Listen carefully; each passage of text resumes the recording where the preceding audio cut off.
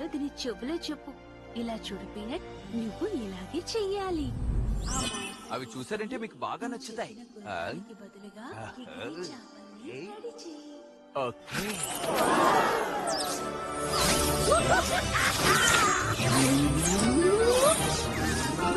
అద్భుతంగా ఉంటుంది.